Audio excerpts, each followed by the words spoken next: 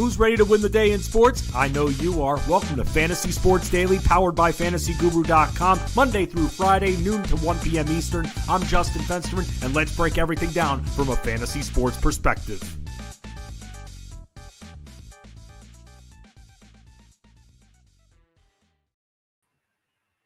Good afternoon, everybody. Hope everybody is doing well here on this Wednesday. My name is Justin Fensterman, and welcome to Fantasy Sports Daily here on the Elite Plus Network, powered by FantasyGuru.com. If you don't know by now, every single Wednesday, I host this stream with you. Ray Flowers hosts Monday, Tuesday, Thursday, Friday, and then you get me right in between. Going to talk some football, going to talk some basketball. You know how I do it by now. It's a sandwich show, meaning football on the outside and then a little bit of NBA, and got a lot of fun to talk about when it comes to the NBA.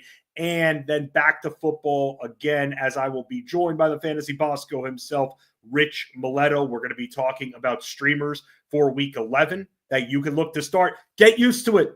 We're going to start right there, and we're going to talk about what you're going to have to accept when it comes to bye weeks in 3 of the next 4 weeks. Not going to be fun at the end of the season when it comes to that, but when you're part of the Elite Mafia, that's what makes it fun.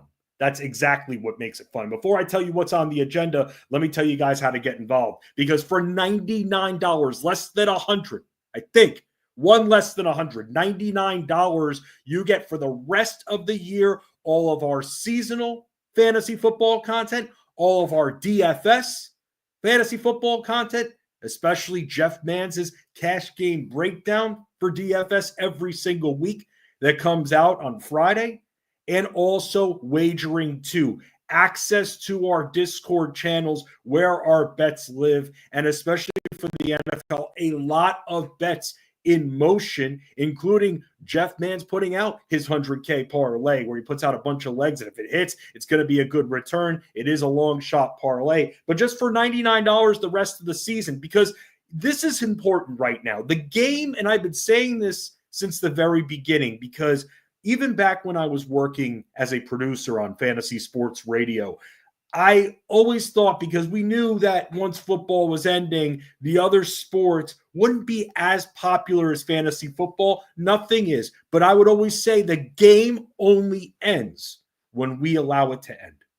So that's why the game is not going to end. Your season-long teams, maybe you suffered injuries. Maybe you didn't make the right moves on the waiver wire. Maybe you made a stupid trade. But regardless, if your season-long leagues are in the dumps, this is where you catch up. This is where you make it back. This is where you invest in yourself and the process that we have at FantasyGuru.com and become a member of the Elite Mafia for $99. I don't know how aggressive you bet, but for those that are aggressive, you can make that back in a week. You can. There's a lot that you can bet on. And I'm going to tell you a lot more that's on FantasyGuru.com, because we're always thinking ahead as well. So again, $99 the rest of the season when you go to FantasyGuru.com/join-today/ so you see the link right there. You go to the site, sign up, because the season does not have to end. And also remember, playoffs as well for betting and DFS too. That's just something else. But this is for the regular season, the end of the NFL season right there. Still plenty of time to go. It's weird because our fantasy football seasons, we kind of associate the end of the regular season with week 15, or for some week 16, but every week brings another opportunity. And that's why we've got great analysts on the football side. I do the practice reports, by the way. If you don't know by now, Wednesday, Thursday, and Friday, I have your practice reports that I break down the offensive side of the football from the fantasy perspective. Once we hit Thursday and Friday, normally on Wednesdays, there's a lot, and I still talk about these players. For now, here's an example. Zach Ertz gets a rest day every single Wednesday. I still note that in there, but then I'll note nothing to worry about. No injuries are reported. I look for 2 different sources, or if the team is generous enough to put out the practice report early, then I'll go with that from the official team account.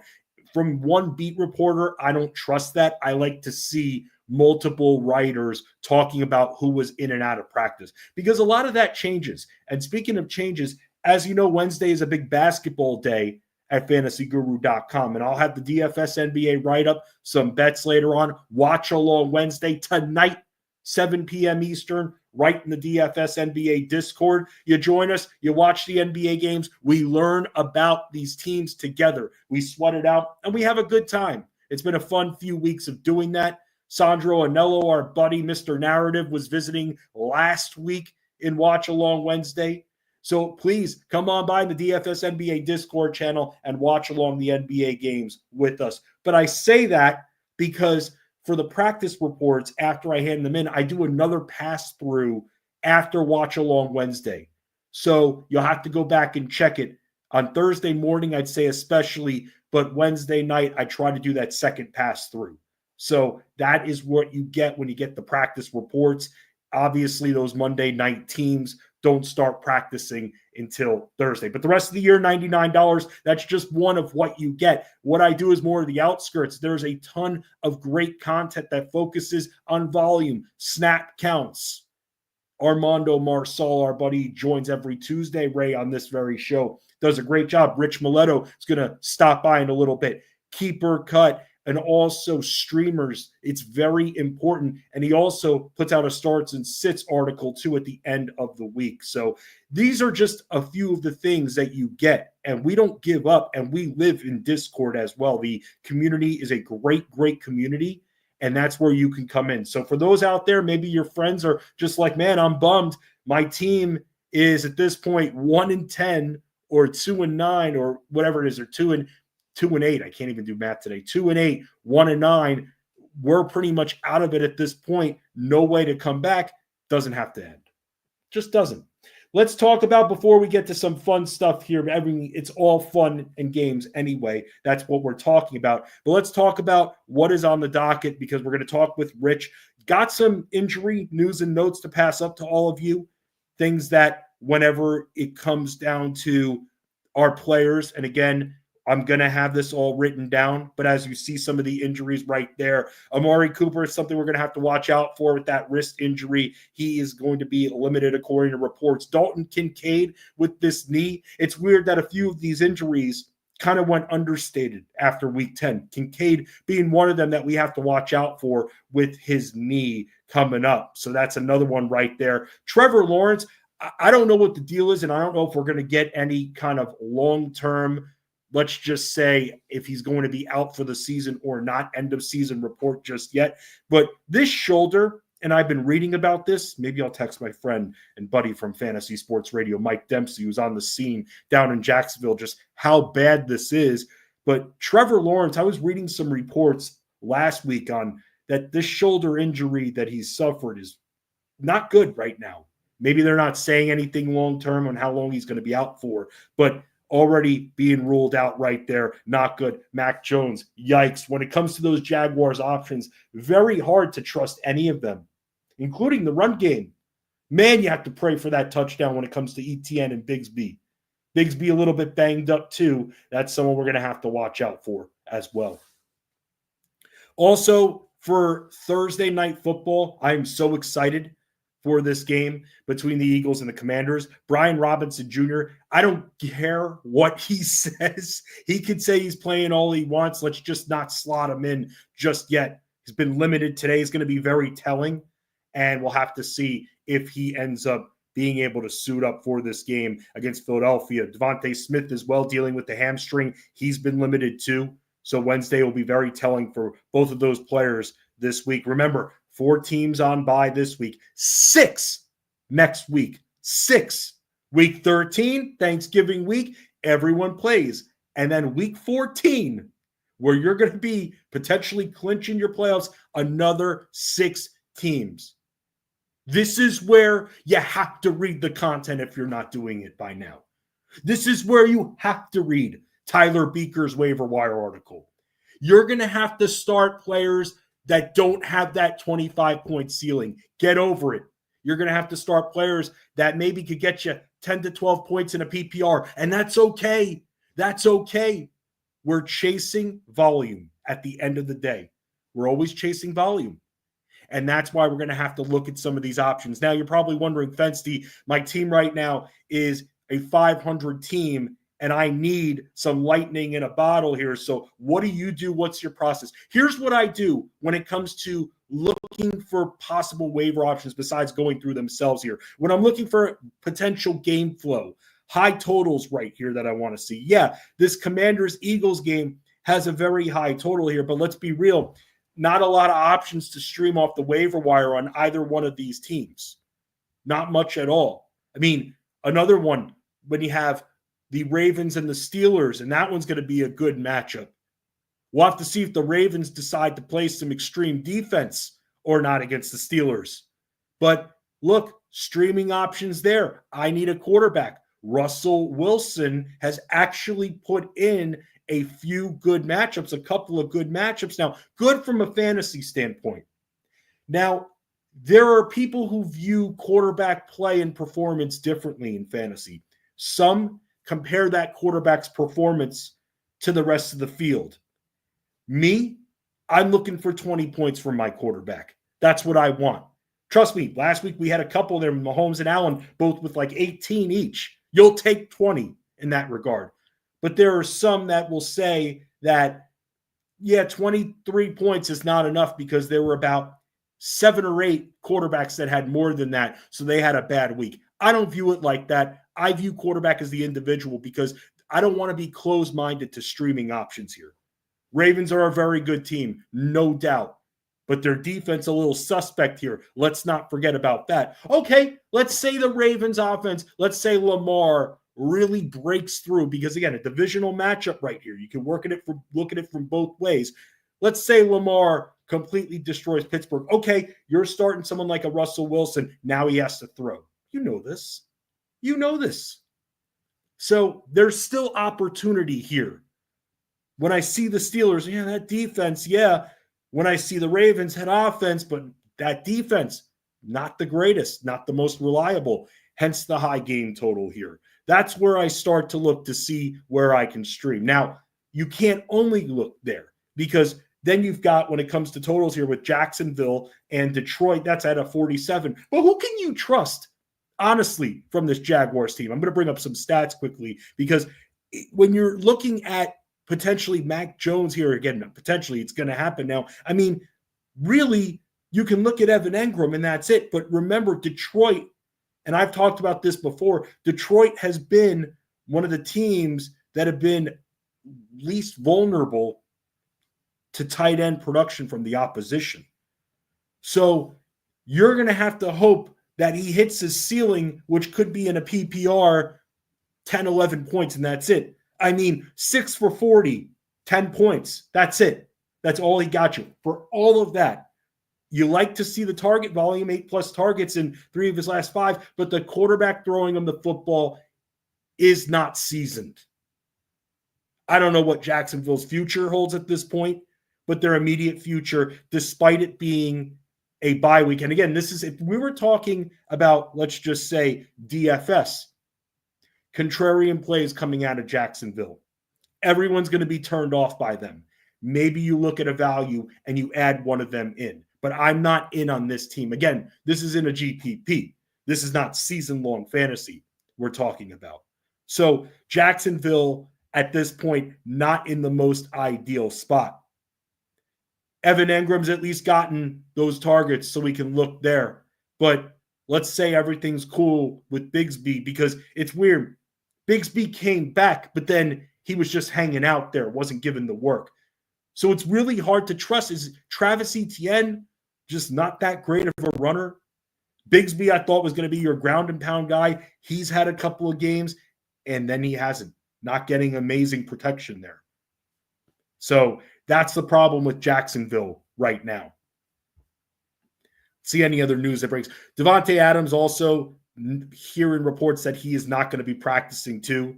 The Jets are a complete mess. They are an absolute disaster right there. Getting also a note out of Indianapolis that Anthony Richardson will be back and will start again. I mean, we'll see. If there's anything he's going to need to run, he better not look to showboat as much as he has, though. If anything, he should be focusing here, and we're going to have to see how this offense performs. I know some of you might be a little bit bummed out because of that if you have shares like of a Josh Downs, let's just say, if Michael Pittman's healthy, Richardson starting at quarterback. Anthony Richardson. There are players that just don't come through. He needs more time. He just needs more time. Or I think that in a few years, he's still going to be relevant. But this guy had an amazing week 1 against Houston. And then nothing after that. Granted, he got hurt, came back, did nothing, was benched for a guy who's pretty much doubled his age. It's just wild for me to see that. It's just wild. So Anthony Richardson, according to reports here, and a coach is saying he is going to be starting here in week 11 against the Jets. Good luck with that. That is not going to be fun. Not at all. That is not. I mean, the Jets defense is still good. The Jets offense is a bit of a mess, though, but their defense is still good, and that's going to make it hard for the Colts options to be able to produce. Hopefully, if anything that he can rely on, Anthony Richardson, maybe dump a few more passes off to Jonathan Taylor. Maybe that would be a good idea. Utilize him in the passing attack a little bit more. The short game. Make them expect that you're going to be running more if you're Anthony Richardson and the pressure comes and Taylor, who was blocking, turns around and you get short yardage. But that's how you beat the Jets, because you don't need to score a zillion points in a shootout to necessarily beat the Jets. The Jets offense isn't that good. So you just need to do enough. And that's where dump-offs to Jonathan Taylor would be very beneficial. Other players we're going to be watching when it comes to the practice reports for this week. We're going to be watching for Aaron Jones, the rib injury. Some of these injuries are being downplayed. DK Metcalf is a big one. Been dealing with the knee. George Kittle kind of hurt his hamstring, and he's just been banged up all year. Little things. Hamstring injury, we're going to be watching him. Obviously, Michael Pittman. Sam Laporta with his shoulder. That's another one. And then T. Higgins. Man, T. Higgins with this quad. Another guy just cannot shake the injuries this year. So those are some that we're going to be watching out for when it comes to the NFL injuries. Rich Maletto is going to join me in just a little bit. But let's talk about something else here. And I am so pumped to tell you all about this. And that is these tools that we have at fantasyguru.com. Let's talk a little NBA. A lot changes in DFS NBA. A lot changes in props. A lot changes with the lineups. It's a job within itself tracking the injury information. But at fantasyguru.com, we've actually developed a few tools. Credit to our CEO, Rob Brink, the MLB model, for developing said tools. And I'm going to explain to you what these tools are, what they will bring. And I don't know all of the science behind them, but I will tell you what exactly they have. And Jason's saying right there, he loves the projections tools already. All right, so with that in mind, let's talk about these tools and where you can find them first. We're all going to do this together here. I mean, I'm not that techie yet where I'm going to just follow along with the shared screen, whatever. But I'm going to tell you, you can find all of these tools in the data section at fantasyguru.com. Data, the NBA tab, and then you'll see a bunch of different NBA tools, more of them at the bottom that I'm going to outline right here. And these tools will help project DFS value and returns, how much on the investment return you're going to get from the price point. And also it will help you some of these other tools, and I'm going to go through each one of them for props, for totals. So let's start with the one that's under actually the dotted line here. A lot of you ask about ownership. And ownership in DFS, for those that aren't as familiar with DFS, ownership is a pretty big factor. And I've done stuff on contest selection. In fact, I do the Fenste's Basketball Diaries weekly podcast for the site. I had on the Marlin Mark Hogan, and we talked about the importance of contest selection. I've talked with Serge Singh, also part of the site, does multiple sports, on that same podcast a couple episodes before that about DFS strategy when it comes to GPPs versus cash games. So when you're thinking GPPs, ownership really comes into play. And that is where we at Fantasy Guru see that. And the under the dotted line tool that you have, the reason why I put it under the dotted line is because unlike the other tools that I am going to show you, or at least explain from what you see here from all the links, again, in the data section at fantasyguru.com, this one under the dotted line, this is what's so special about it, is the only one that needs a little bit of updating. And that's something we're still working on. So I can look at other things for projected ownership, but this you look at late in the afternoon, but make sure it is updated. That's something we're still working on. You've been asking about ownership, and that is where you will find your projected ownership. But it needs to be updated. And that's why when you're playing in DFS NBA, you need to make sure you get in that Discord. We have our staff in there at least an hour before. In fact, tonight is Watch Along Wednesday. So I'll be in that Discord, literally in the Discord from 6 p.m. until around 10 p.m. Eastern tonight. I'm not crazy, except that I'm crazy about basketball and talking basketball with all of you. What's going on, Tony? It's great to see you. Watch Along Wednesday, Tony. Let's talk some basketball tonight. So that's the two under the dotted line, the DFS NBA projections and ownership. That one is the one that we at the site need to update. The rest of these tools that you see above the dotted line, those update automatically. The projections that the model put together in his model, it updates itself every 10 minutes. So let's kind of go in order and talk about what these tools are, because I think they're fantastic. I've been mentioning them little by little, but I've been kind of testing and I've been working with the model on the accuracy. And yes, everything is still a work in progress, but I'm seeing a lot of accuracy between the projections here and what I'm projecting. In fact, a lot of times in recent days, I've been coming up with my own DFS NBA list of players to target and then comparing them to what the projections are. And they're pretty damn close. And I think it's great. So the DFS player AI projections, remember, it's in beta. It's still being developed a little bit more. But what you get here is you get projections, team rank against the position, which is excellent. You have a DraftKings and a FanDuel tab for the different prices. Like tonight, here's the deal with tonight and what I feel like is going to be a lot of our Wednesdays for the NBA crowd out there. FanDuel's often going to have the entire slate on its main slate as part of it. DraftKings is going to eliminate the late games. So those games that start at 10 p.m. tonight are not included in the DraftKings slate. Included in FanDuel, not included in DraftKings. So that's where the tabs here are very different and very unique. You'll see injury updates automatically. You don't even have to refresh your screen. They literally, the injuries update.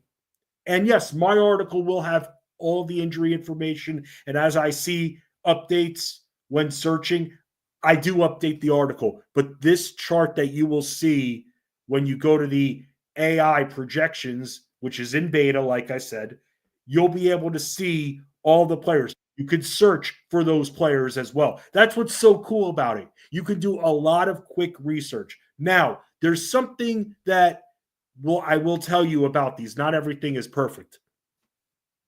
Kyle Kuzma the other day, he was very silently removed from the Wizards injury report. So what this does is, the one thing is, it waits for the confirmation that Kyle Kuzma is in before taking his minutes projection from 0 and putting it to 30, 33, whatever the projections model has it as. So that's the one thing that we're still working on with all of this, because it's hard to tell. But if a player's injury tag is removed, especially after being out, normally it's kind of a, I want to say a process where the player goes from not playing to maybe doubtful or maybe questionable to probable, but you don't see it as much where a player immediately who's been out the last few games gets the tag removed in the NBA. Kyle Kuzma was an example of that, and I caught that, and I spoke to the model about that. So the player has to be essentially ruled in if they've been out for a few games. Just being fully transparent. I will be in Discord tonight talking a lot about this with all of you. From the scientific side, I can't explain that. It is not my model, okay? I could do the math. I could do the basic functionality, come up with my own projections, but I don't have a model. So with that, the science behind it, anything I'm told I will relay. But Rob Brink, the model, has told me, because I had asked him and I said, why don't you come on one of these shows? Let's talk about it. Let's break it down. He's going to have an article explaining what goes into all of this. But this is pretty freaking cool. And it's got the FanDuel and DraftKings projections. So that's the AI projection tool. Next, we have for all of the wagerers, I'll get to that one. I almost went out of order here. Let's go to the Delta Force. This is not a flight. This has nothing to do with the airline. This has everything to do with what is going to take when it comes to our players and lift their ceiling.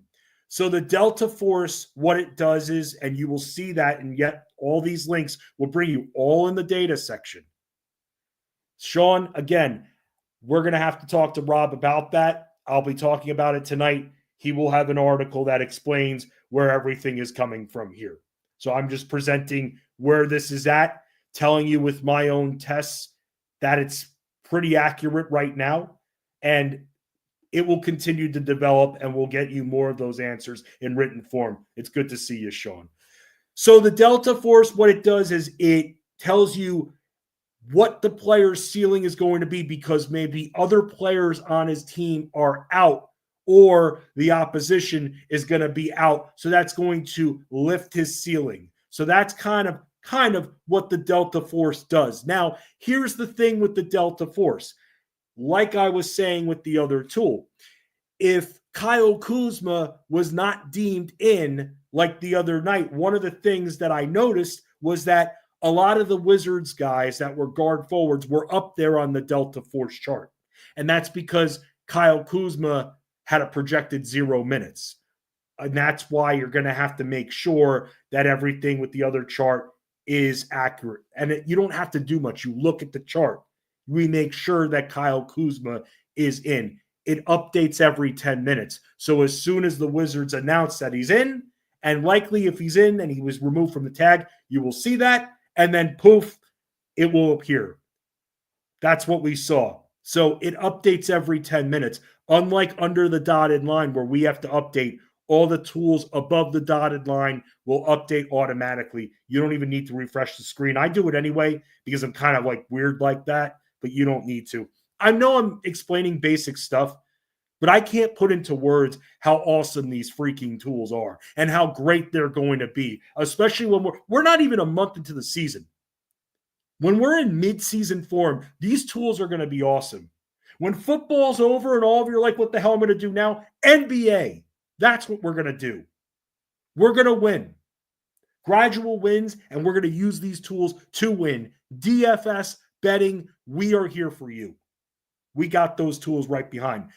The Delta chart, to sum it up, you look to the right of the Delta column. You see the return on investment compared to price point according to the projections. So you'll see, as you know, any core play I put in, I want at least or any player that matter, I want at least a 5x return. I do. FanDuel a little bit trickier. I'll take a 4.7, 4.8, but I want a 5x return on investment. Let me move on very quickly before I get to the Fantasy Bosco, Rich Maletto here, because our next tool we're going to talk about is our totals tool. And that one essentially gives what the total is for the game itself. It's another chart, and what the expected total is according to the model's model. Now, what the model has said in the past was what we're looking for the outlier is a 4% edge. That's when, okay, You're seeing a 4% edge on the under, 4% edge on the over. That's when we want to bet these games. So tonight, for instance, the Cleveland-Philadelphia game, that one can change because at least as of now, Joel Embiid has not been ruled out. But Joel Embiid has said, and it would be pretty stupid of the Sixers to play him on a back-to-back. And Joel Embiid said he's not playing back-to-backs this season or even ever again. So that's where this comes in right here. Because once we figure out about Joel Embiid, we then will have this total and expected total drop. Right now, there's a 10-point expected total to be higher than what the total is. But again, once Joel Embiid comes back, that's a different story. So again, when it comes to this chart, it updates automatically. It'll give you the edge right there. Chris, he says 3% he's fine with. That's fine too. I see the 3% in green on these charts too. So I'm glad some of you are already using these tools because this is the first time I'm literally looking to present these tools to you, and we're going to continue slowly presenting them. The final one, player props. I know a lot of you ask about player props. Here's the deal with me. I don't force bets. I don't put bets out just to put bets out. If I don't feel a game, I'm not going to put a bet out. I'll answer your questions if you want. But for instance, Thursday, we have one game. I might not like a bet. I'm not going to force it. That's wasting money. That's gambling. We're wagering here. But there's an answer to that. Because then when you go to the NBA props tool, and this is the final tool I'll show you here, it gives the expectations for the players. You can search for any player you want. It gives what the player's points, rebounds, assists, steals, blocks, turnovers, threes, and it's updated constantly. In fact, right now it's 12:31, 12:32 p.m. Eastern. It updates every 10 minutes. It was last updated at 12:18. So every 10 to 15 minutes, this thing updates on its own. And that's why I think it's cool. And you can search for the players. I know that was taken out for a minute. It is back in. So you've got all the tools at your disposal.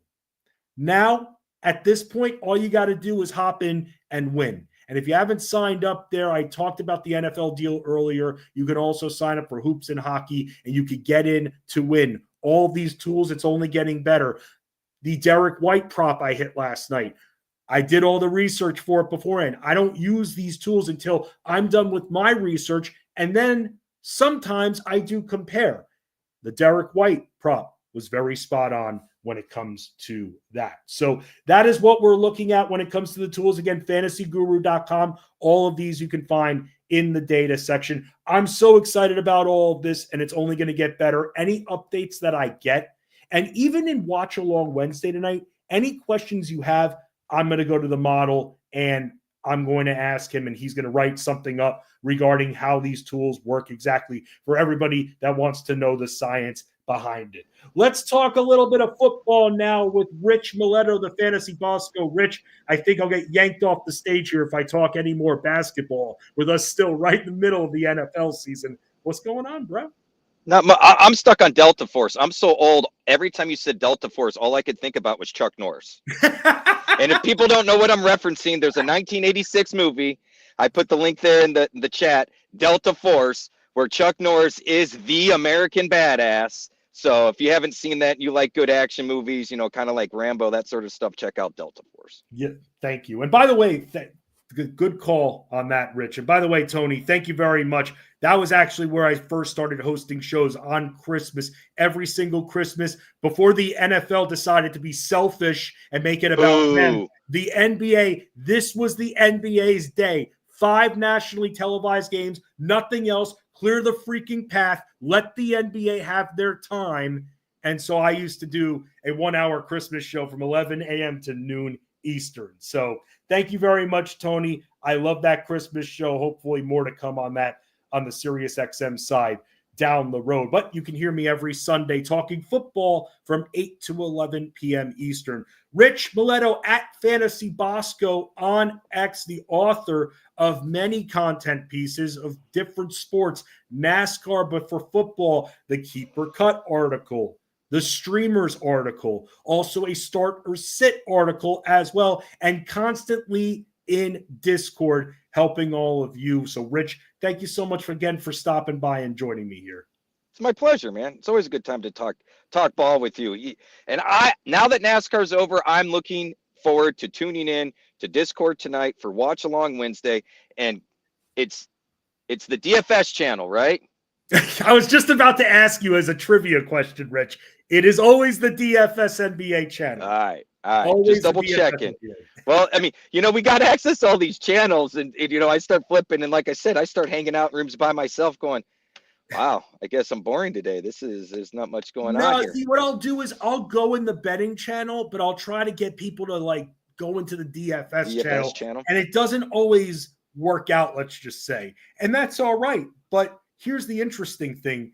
And again, going back to the tools I just presented, I don't know if Gen 45 has used these tools yet, but no, but I guarantee she's going to be looking I'm going to ask her about it because if you notice, I commented in there that if it's anything like the baseball one, this is going to be fire.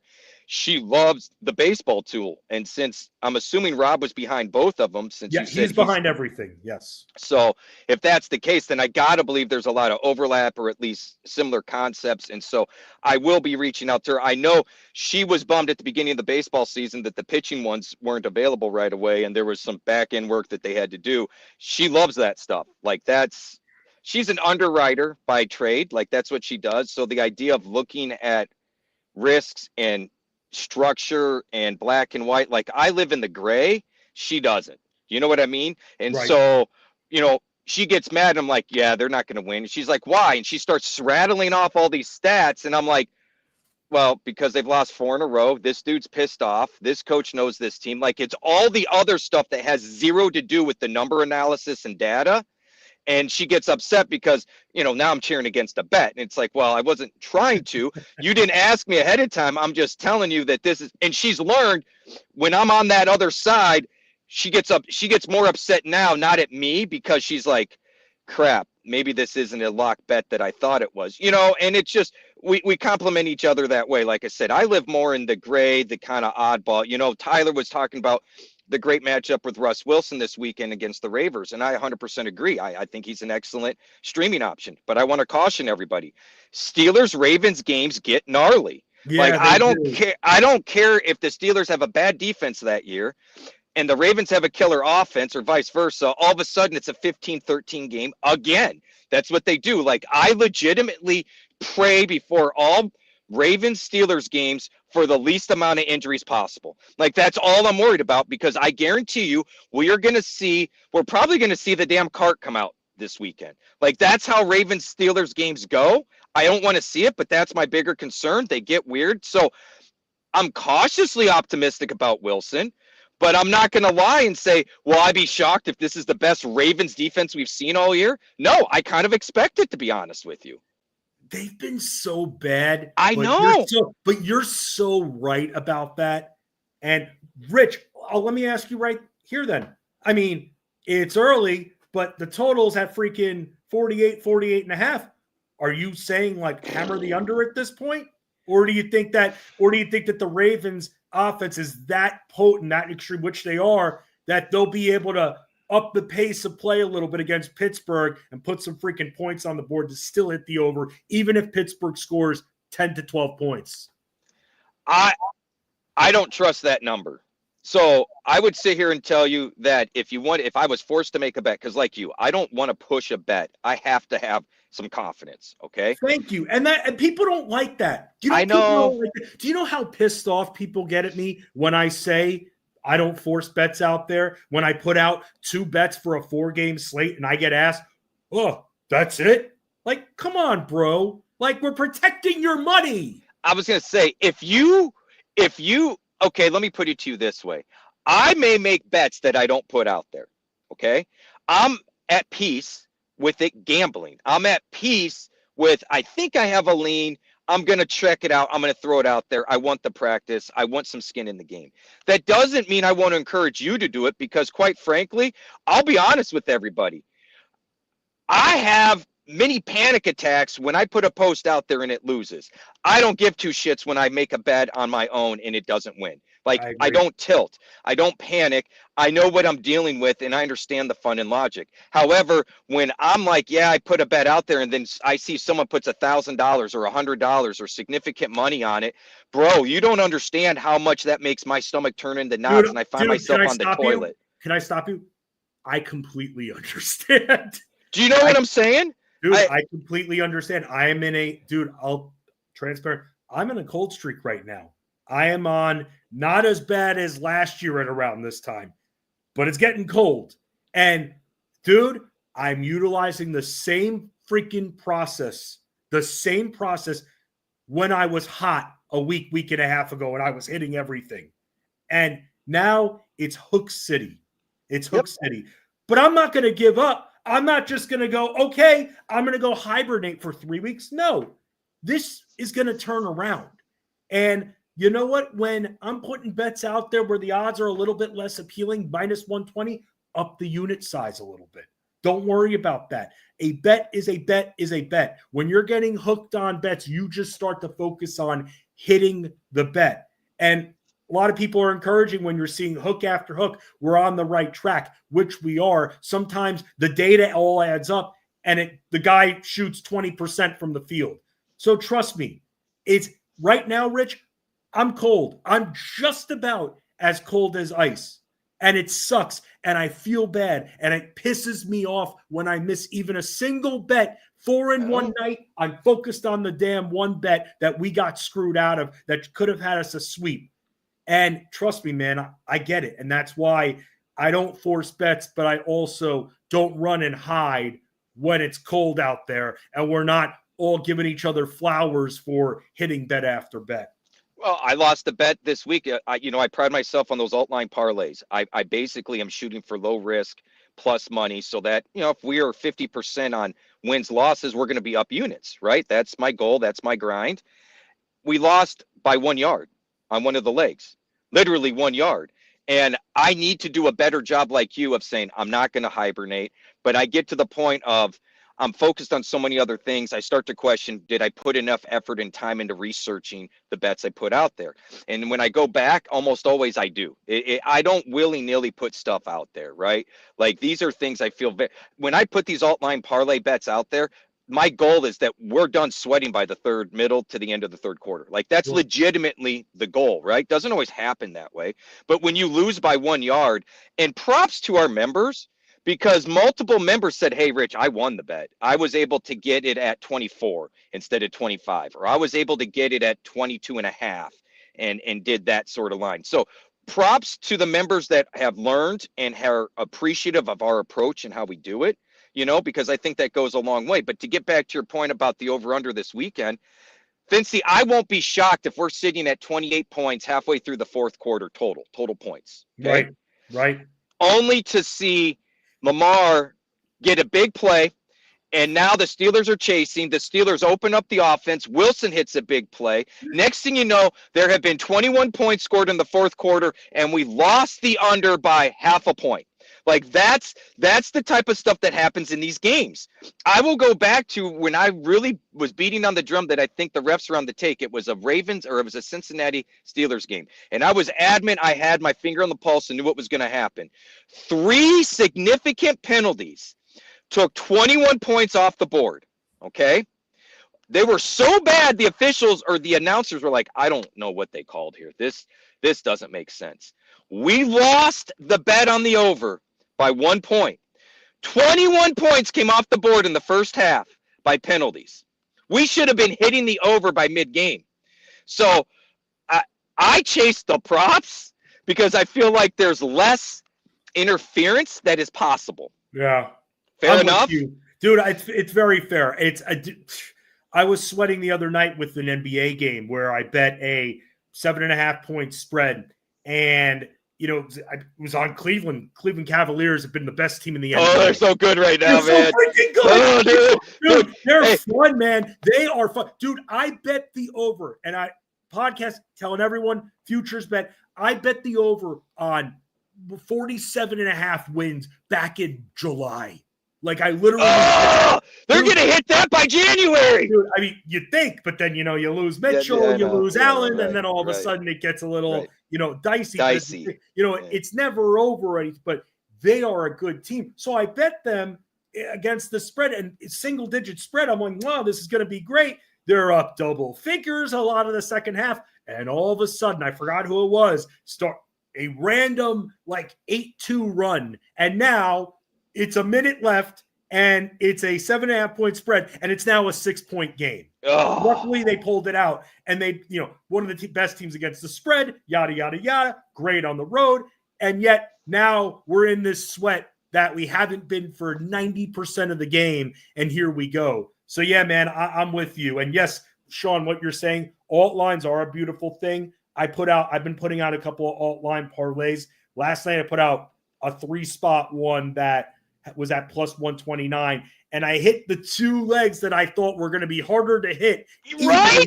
And that's always the one freaking leg that's been hitting in 5 of its last 6 games, Goga Bitadze against a Charlotte team, Rich, that I've seen your height. You can start at center on now, and he doesn't do diddly poo.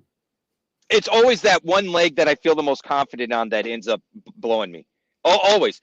The 2 hardest legs will be the ones that are cut or cleared by halftime, and we're sweating the one that you and everybody else, you know what I mean? Like this isn't a line that was just arbitrary. Like everybody's like, wow, I would have thought we'd hit this in the first quarter. Like what's going on? You know what I mean? And it's that's why it's gambling. And this is why I get kind of frustrated at times with folks when it's like, look, we don't have a crystal ball.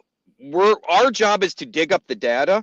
Our job is to focus you on the correct data to look at, how to take that data and change it into something tangible that you can use, or how to interpolate it to what you can use, and then make it actionary.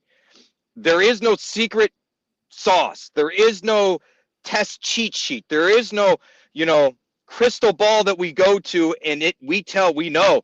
Yeah, the Cavs are going to win by 30 points, which I tell you what, one Wednesday, I'll bust out the Mark Price Cleveland Cavs jersey for you there, Finsty. Oh, I might have to get Brad Daugherty and we take an NBA picture together. Brad Daugherty, big NASCAR guy. He's an honor, man. In fact, he wore 43 in honor of Richard Petty. Yep. Oh, dude, one time I begged the NASCAR channel because he was doing stuff with Sirius XM for a minute. I begged them to have, because I wanted to have on players that were in NBA Jam and interview them. And I wanted to, I've interviewed Oakley, I've interviewed, and stuff like that. But I really was Sam Perkins.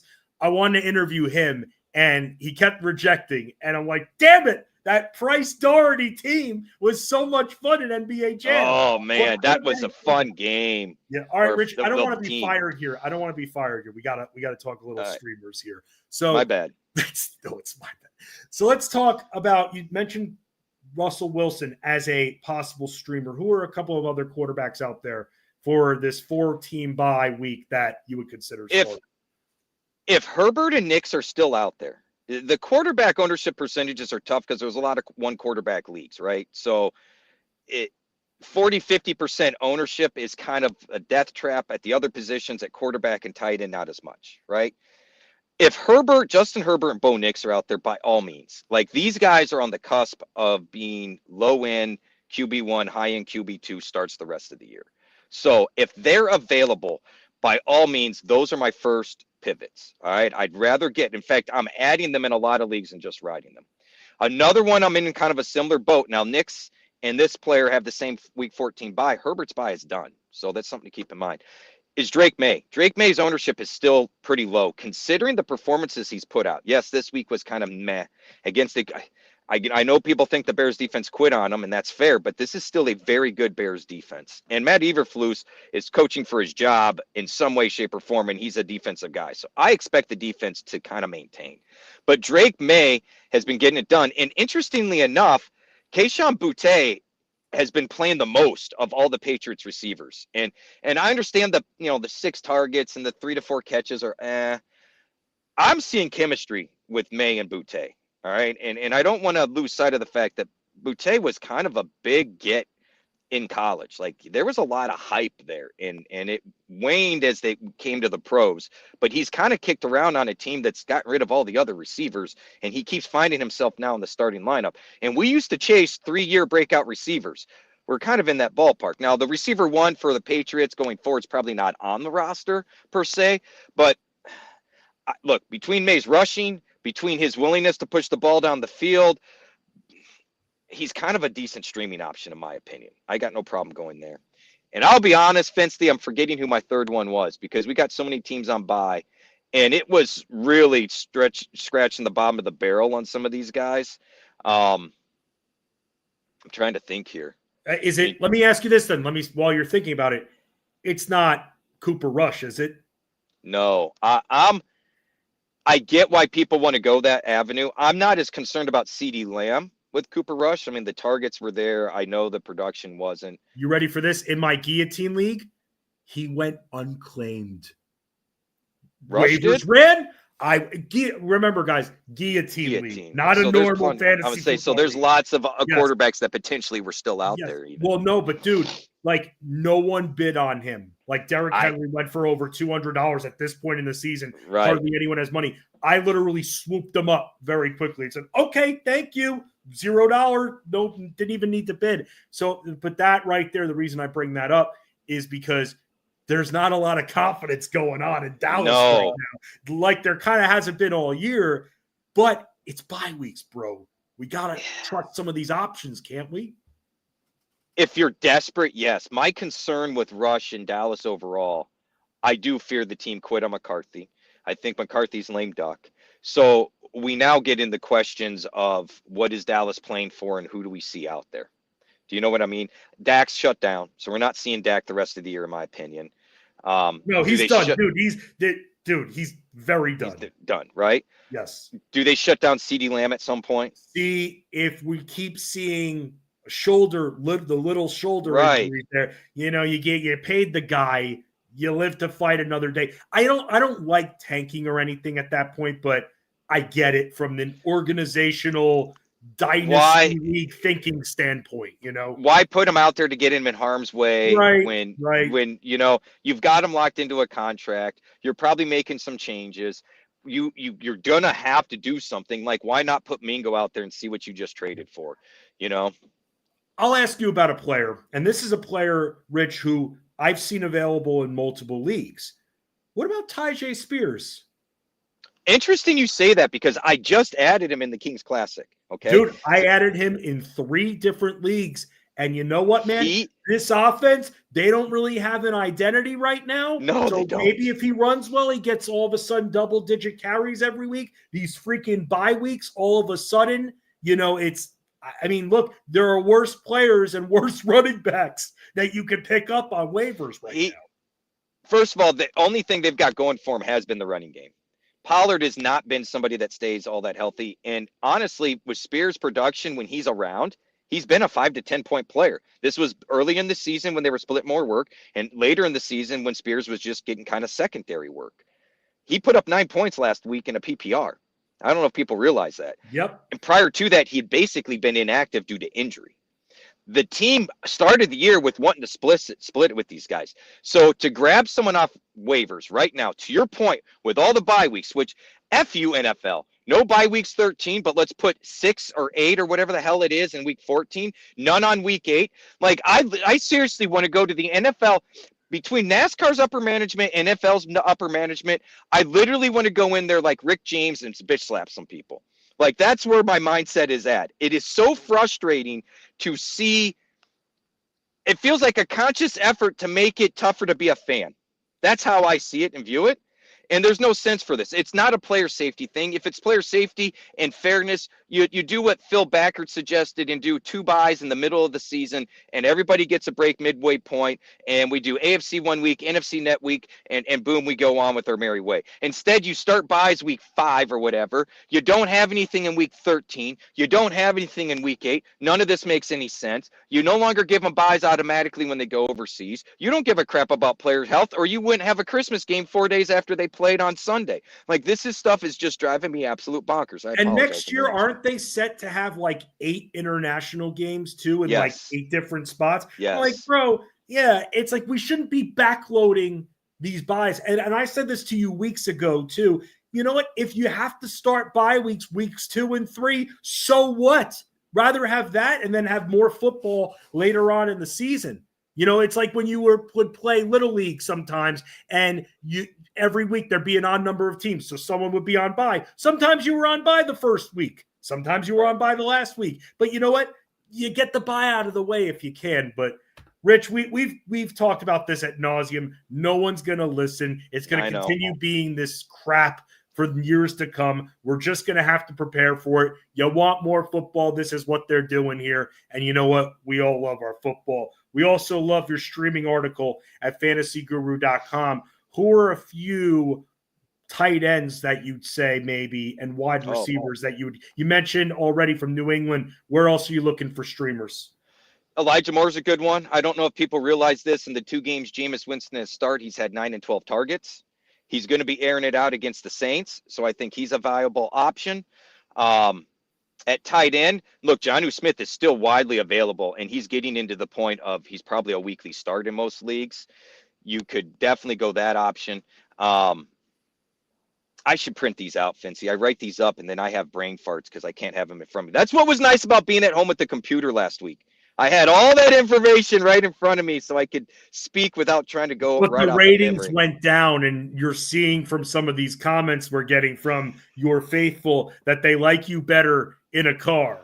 I get it. I don't get it, but whatever. If that's, I tell you what, if next time I'm at home, I'll just go in the garage and sit in the car, and this way I'm still in the car, and we'll keep the ratings up. Just make sure the garage is open. I'm not your Jewish man, but make sure the garage is open, Richard. Well, that's a side topic. Technically, in today's motors, you can get away with that, but that's beside the point. Okay, Rich. So anyway, give me some damn streamers. So give me Jonnu Smith. Give me Tyler Conklin's kind of a dart throw. He's the last guy I listed in the article. He's not one I'm really going after. But if you're in a pinch, because, again, bye weeks are killing us, he's one, but you need a touchdown from. At least with Jonnu Smith, you're getting the 4 to 6 targets, and so it's a non-issue. I've been turning to Theo Johnson, but he's on bye. I've been turning to Tavion Sanders. Yep. Thank you. He's also on bye, so that's not going to work. Shoot, I'm drawing a blank here, man. You're good. A lot. I would say I can go down the list. I had Butte first. I don't remember who's next. Here, I remember. Let me get your article right up here. Luckily, you send it to me too. So, yeah, I'll get your article. You have, so for those that don't know, with Rich's article, which will be up later today, by the way, you have Elijah Moore in there. You also have some of your other option that you have up there. Westbrook Akine, are we chasing the end zone with that one, or? Honestly, you could do more than chasing the end zone. Boyd's not getting targets. Ridley's doing all the work. The guy that's getting the second most targets for the last month has been Westbrook Akine, whether we like it or not. Now, granted, we need the touchdown to get the double-digit points. But if you're scraping to get by, like I put in the article there, I'm confident you use him and it won't get a 0. You may only get 6, but you're not going to get a 0. And that's kind of my angle on Butte, and that's my angle on Moore. Some of these other guys have a better ceiling, don't get me wrong, but legitimately zeros are in play for us. You know who else is in play? Will Dissly, who you also wrote about too. You're gonna give me a streamer tight end that's got 6 to 8 target potential in there. I'm in. Who's that? What? I said, who's that? You said another tight end with 6 to 8 targets. Will Dissly. Oh, Will Dissly. Yes, I'm sorry. You cut out. I didn't catch the Dissly. Oh, well, and on top of that, you've watched this team play. The Bengals defense sucks. So, I mean, in all seriousness, if we're going to look at him, Dissly's been getting serious targets. Like last weekend, it was interesting. The 3 wideouts got 2 targets apiece. Johnston, Palmer, Ladd McConkey all got 2 targets. Dissly got 6. Yeah. So this is a great matchup for him. And honestly, again, you may have to weather a 3-point game, but this week with the matchup, we may get 10, 12 points from him. Like, that's very much in play. How by the way, say you can't spell win without Nick Westbrook again. You're right. You're right. He's been way underappreciated, man. I'm with you. The Taco Bell post of the day for Hal, sponsored by Taco Bell. No, that was good right there, Hal. And you added Justin Herbert. You've been listening to the boss go, Rich Maletto. Rich, finally, a couple of defenses here. Chargers could be out there. You were just talking about them. That's one that I'm going to be streaming in one of my leagues this week. Love it if they're available. You know me, Fancy. I try to shoot lower. Miami, Houston. They're both playing terrible teams and terrible quarterbacks right now. So I'm willing to roll with Miami, who got a little bit healthier. Green Bay is a little more dicey, but their defense has been better than people expect. They're playing a Chicago offense that, look, maybe they play a little more inspired with the coaching change. Maybe they flop. So that one's a little more wild. But Miami is playing, I mean, look, if you've got the Chargers are playing the Titans, right? So I would love the Chargers, to your point. Houston is playing Miami's playing the Raiders. So Miami's playing Raiders right there. So you've got Miami there as well. Houston's playing Dallas. So Cooper Rush. Look, I have no problem targeting Cooper Rush or Trey Lance. Which is there news I missed somewhere? Because I've now seen 2 comments where people are expecting Trey Lance to start, and I swear I read Cooper Rush is the starter. I am checking to see if anything broke while there is. I'm not seeing. No, I am seeing the Anthony Richardson piece of news, but I am not seeing an official news item on Cooper Rush or anything like that. Okay. So and if it was Trey Lance, I'd still be targeting Dallas. I'd still use Houston. Both Miami and Houston secondary got a little healthier the last week and a half, 2 weeks. They've been playing a little bit better. And look, when in doubt, target crappy quarterback play. Seriously. Like, I mean, that's the trick bag to playing defense if you're going to stream. Yeah, no, that's absolutely the truth right there. Rich Maletto, the guard dog of fantasyguru.com, hanging out with me. You'll be able to catch all of his work on the site a little bit later on. You'll be able to see his official streamers article on the site. Make sure you catch Rich's content at the end of the week as well for starts and sits. Rich, again, tell everybody where they can find you on socials. Well, about the only place you can really probably find me is on X at Fantasy Bosco, but I don't recommend anyone follows me there. You can look for Harry Balzania on Instagram, but it's mostly just dog pictures. So those are about the only 2 places you'll see me on social media.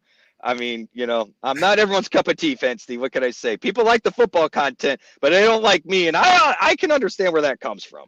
Just follow Rich's work at fantasyguru.com in the Fantasy Guru Discord. Okay. I will never ask you about your socials again there. Rich is a great guy, though, and thank you all for tuning in. Ray Flowers back tomorrow. Rich, you're ridiculous. Same time, same place, same channel, right here, Fantasy Sports Daily on the Elite Plus Network, sponsored and part of and powered by, of course, fantasyguru.com.